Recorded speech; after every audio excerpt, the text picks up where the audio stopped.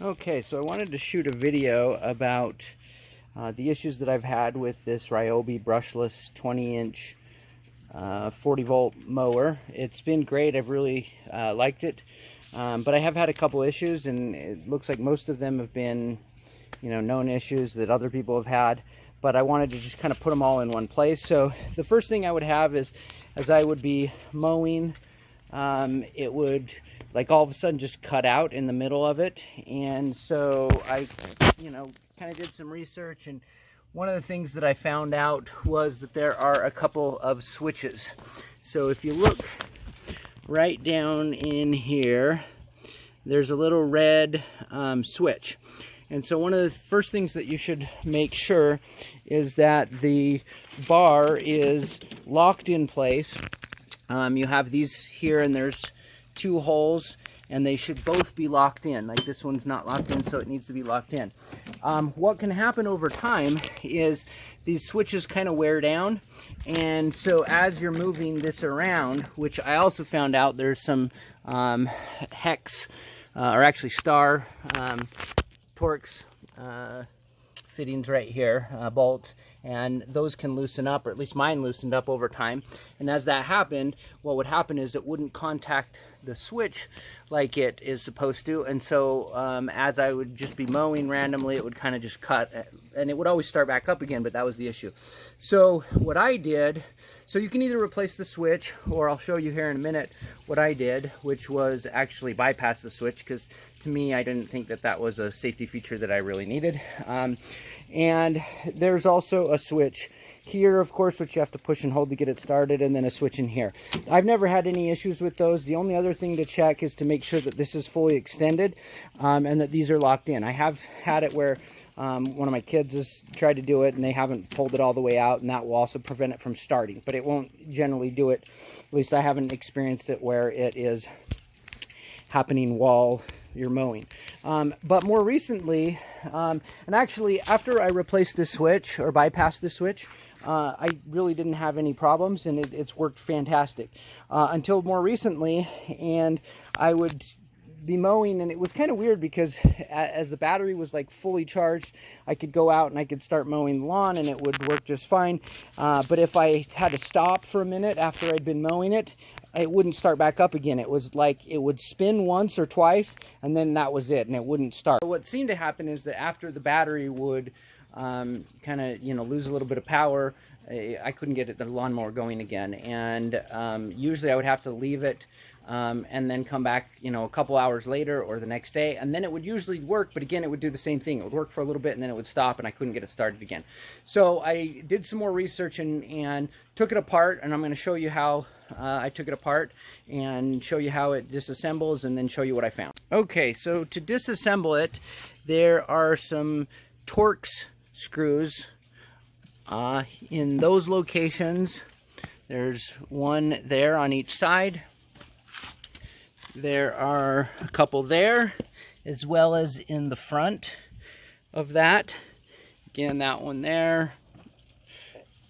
And then the handle here, which I've already taken off, has two little screws on the side, so you can actually pull that off, and it will come off as well. Once you have those screws done, then this will come off the front, just like this. And sorry for the camera work. I've got a boot on because I broke my ankle, and so I'm kind of stumbling around. Anyway, and then this will just pull up, basically, and pull off. Sorry, it's kind of hard holding the camera and doing this, but it actually pulls off really pretty easy. And so once that's off, you just have to be careful because it is attached to some cables, which I will show you.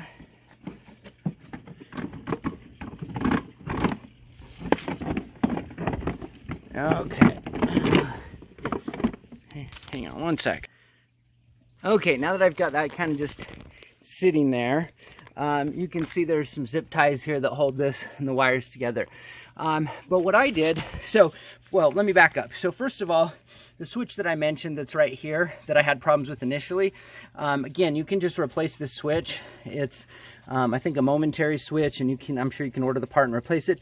I chose to, rather than to do that, to just simply cut it, and then I put a connector on there, so I basically bypassed it. So that's one of the things that I was having issues with. And then the other thing that I did is, so I took a voltmeter and I measured the battery. Battery was good, I was getting 40 volts. And then what I did is I took it and I measured the battery here. You've got positive and negative, and so I measured the battery going in there, had 40 volts. However, coming out, and I don't remember which terminals I measured. My meter's an automatic one, so it doesn't really matter. Well, in most meters, it doesn't really matter. It'll either say negative or it'll say positive. But I was only getting about 23 volts when, and I had somebody help me, and I would measure, and then somebody would try to start it. And so that was the issue that I was having. So I think the 23 volts is just not enough to get it going. So I've actually ordered a replacement controller, and I'm going to replace that, and we'll see what happens. Okay, so now you can see I've got this apart. I cut the zip tie. It's easy to replace. And I'm going to, the new box actually just came with some screw terminals, and did not come with the connectors, but as I've found, these connectors really don't want to pull apart, so that's probably just fine. So I'm going to cut them here, and then I'll attach the new ones there. I also noticed that it looks like I've got the wire wearing down a little bit there, and so I'm just going to probably put some electrical tape on that, make sure that there's no places where the cable could short out in any place. Okay, so I've got all of the wires spliced, and so we're going to go ahead and put it back together and see how it does. Okay, so after I replaced this box and then I tried to get it to run, it still did not run. So I actually ended up ordering the motor and replaced the motor, and it seems to work. So I'm going to put it all back together.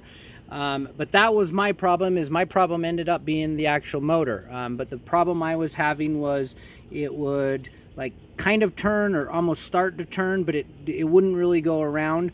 When the problem first started, it would go, and then once I don't know if it was because it was warm or whatever, but after I did a few stripes, I couldn't start it again.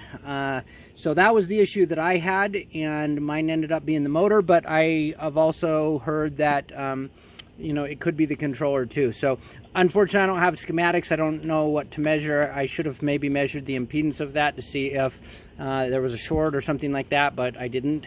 So anyway, hope that helps some of you. I'll try to put links below with where you can get these parts.